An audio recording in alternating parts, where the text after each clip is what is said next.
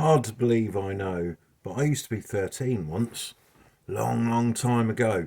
Now, us 13-year-olds were, well, from that era, so we're talking 1986. We were very fortunate, very fortunate, because we had the most marvellous reading material. We had Commando comics, we had Battle comics, so on, but we also had the amazing and infamous Sven Hassel. Now, I was at car boot sale on Sunday when I came across this. Got it 50p, absolute bargain, mint condition. This was the second from last of his books, OGPU Prison. Now, I had a full set of Sven Hassel books back in the day, and they were fantastic. I wish I'd never got rid of them. I saw this, I thought, I'm going to have it. So, I've just read it over the last 3 nights, and I have to say, brilliant. Brought back all the memories. Sorry, I'm getting like a double chin. Let me tell you. There you go. I look a lot slimmer. Oh no, that makes me look older. Right. Okay. Anyway, back to the book. So, Sven Hassel, for those of you who don't know, he wrote these. They were semi-autobiographical. I'm not going to do that. They were semi-autobiographical, relating to his experiences in a Wehrmacht Panzer regiment during the Second World War. Except he was allegedly never in a Wehrmacht Panzer regiment during the Second World War. He was a Danish collaborator and sort of policeman. This sort of, yeah, read all about it. You know, Wikipedia, Sven Hassel. Anyway, known as Sven Hassel in Denmark, by the way. Anyway, he wrote these books, and they followed the adventures, shall we say, of a bunch of quite idiosyncratic characters in the I don't need this on at the moment, in the German army. Okay, 27th Penal Panzer Regiment, 3rd Panzer Army. So this book, this was the second to the last in the series, and not chronologically, because the chronology doesn't fit. They were fighting in 2 different places at the same time, and so on, so forth. Anyway, this has all the characters. Has Sven himself, obviously the Danish deserter. Has the old man, Willy Beyer. It's got Tiny, who's massive, from Hamburg. There was Porter, Joseph Porter, who is kind of the guy. He's from Berlin. You've got Gregor Martin, who used to drive General von Kluger, or Feldmarschall von Kluger, I can't remember what rank he attained. You've got Barcelona Blum, who fought in the Spanish Civil War. Julius Haider, who was an ardent Nazi and later became an officer in the East German Army. You've got Albert Mombutu, who was like the only black man in the entire German Army, in the Wehrmacht. Was there any more? Gregor Martin, no, I mentioned him, didn't I? Oh yeah, you've got Sally in the War Ministry, and you've got Wolf in supply. You've got Oberst Hinker, the one-armed commanding officer of the regiment. You've got Lieutenant Löwe, who commands the company. You've got them all. That's it. So you've got them all. Now, they were war books, all right? Sit on the eastern front. I never liked this cover, actually. I just think, I don't like this expression, but these were war books. Now, you've got 8 chapters in here, okay, in 351 pages. What printing is this? This is a printing most of mine were. Okay, it's 1982. Okay, this Corgi edition. Now, 8 chapters. So what do they start with? Being a war book, very graphic, you'd expect it to start with them being at war. Awful glasses, don't I? I'm only wearing them for the sake of it. I don't actually need them to do this, but I think, you know, it gives me an air of intellectual authority. So what I did like, and when I wrote, I did the same thing. I did like a separate bit before I got to that, but I didn't do it. Neither here nor there. Right, so here we go. We've got the first chapter. So you'd think, right, okay, you know, they're going to be straight into the action, into the war, and so on. Not really. He's reaching for his coffee, and I'd completely forgotten this book. Completely forgot. I didn't know where it was going at any point, so that was really, really good. It's been that long since I've read them. I've now got to get the rest of them. I think it was 14. So chapter 1, they're not at war, they're in Berlin, and they're escorting some prisoners to a prison. And in typical Sven Hassel style, it doesn't quite go as smoothly. So our protagonists end up going out on a piss in Berlin, with fights and prostitutes and much drinking and bizarre goings on, including a padre and a colonel with a horse and so on. Anyway, so yeah, absolute classic Sven Hassel. Brilliant it was. Yeah, so start with that. Anyway, they finally drop him off. Porter's in good form here, absolutely good form, with all his explanations of bizarre stuff, and the language is as we remember it being. Beg to report, sir. Horse deserted, sir, shouts Porter, clicking his heels twice. But you know, he would go into these bizarre, long-winded explanations how this, that, and the other happened to such and such random person, so on, so forth. Anyway, I can't see anything specifically to quote from there right now. Cracking chapter, loved it. Then chapter 2, infantry attack. So here we are. They're over at the front line. Tie a couple of them to your bull's end, son, suggests Tiny with a horsey whinny. You're carrying them any way you like it. Panjamayo. So of course, this is where I learnt my Russian. Panjamayo means understand. I don't know if it's pronounced like that. All my swearing in Russian, and some of my swearing in French, German, and God, I can't remember now. Comes from here.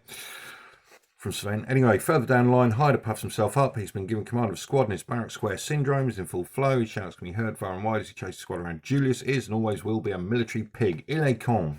Out comes the Legionnaire. Says the Legionnaire. That's what he mentioned. The Legionnaire. He was always my favourite little German ex-Foreign Legion chappy. Anyway, so here we go. They go into a nice bit of combat here. Really quite good. People getting blown apart, cut up, more dung for the military muck heap they are, as it says. Yeah, it's absolutely brilliant. Great, and it's really intense, like boom boom boom boom, you know, so the action doesn't stop at all. Then of course Porter, and one of his recipes. So they find some supplies. Porter has a flour bag on his head and has tied half a white sheet round his waist. He looks for all the world like the head cook of a Grand Hotel in Paris. Let us see now, he shouts eagerly, waving a large knife above his head. First we must have 5 litres of water, not a drop more and not a drop less. Julius, you Prussian perfectionist, you must pour the water. Let us see. Here is a piece of beef. We need 3 kilograms, and then we need 1.5 kilograms of lean pork, then 5 leeks, 1 to every litre of water, and 400 grams of cabbage. We will use 500. It won't do any harm. 1 kilogram of beetroot, half a celeriac, a handful of chopped parsley. Do we have that? No parsley, says the old man. Can we use kale instead? Plenty of that, suggests Tiny. Anyway, so they're making bortsch. This is of course brilliant. Oh god, the language, the swearing, there's a little bit of racism too, which would probably be edited out now. Hopefully they wouldn't edit out the graphic violence and swearing though.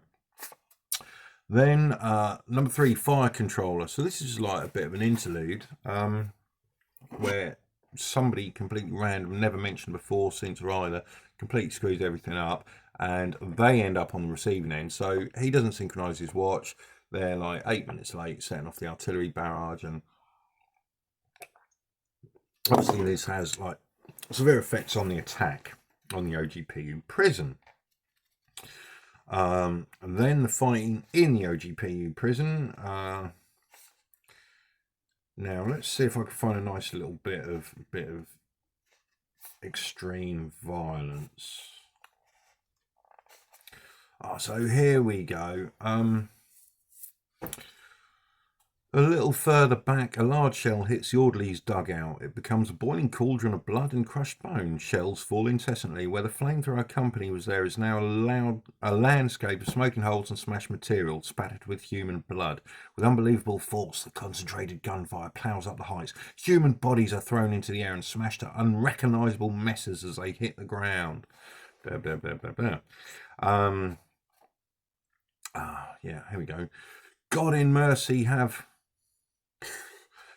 heaven have mercy on us, sobs Lieutenant Gernhardt hysterically. Those damn fools vote and fire too late. A grating whistle cuts him off. His helmet's torn open as if by a giant can opener. Half of his face is gone. Like a punctured rubber balloon, he sinks down in his own blood. Russians! The Russians are coming! So yeah, anyway, so that's how we go. So we wade through dead bodies and screaming wounded, slipping on pieces of raw meat and the remains of human beings. So there we go. And then what happens after they've been fighting? Oh dear me. A bit of cooking again. Lots of cooking in this one. War debris. Oh, here we go. They're all hit by a shell. They're all wounded. All of them survive. Nobody else in the book survives really, but they all survive, and off they go to casualty clearing station. Sven dies and is thrown out, but of course he isn't dead, and then they do a bit of bribery, and then they all end up on a train. They get back to Berlin.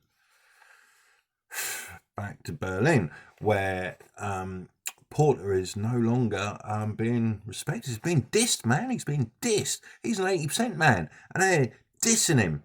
So he goes on a rampage. So they go and they're trying to shoot people, and it's just an absolute hilarious pandemonium of a chapter that just twists and turns, prostitutes and brothels and bars and pubs and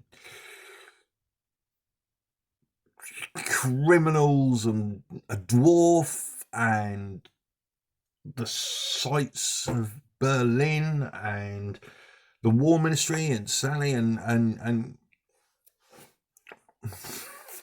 pure class, and all running around with A-guns.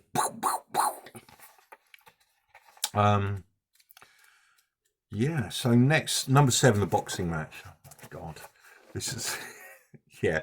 This is just. I mean, there's no bloody war in this. But anyway, there's a real massive scrap here between a massive Russian and a massive German. And it's not just boxing and all the betting and everything. And it's just, yeah, absolutely brilliant. Oh, and a panther called Ulrich. Let's have a look. So what do you like to know about this? Let me see if I can find a bit of class. The Caucasian drops his head like a water buffalo about to charge and drives a steel hard fist with terrific force into the German's kidney region.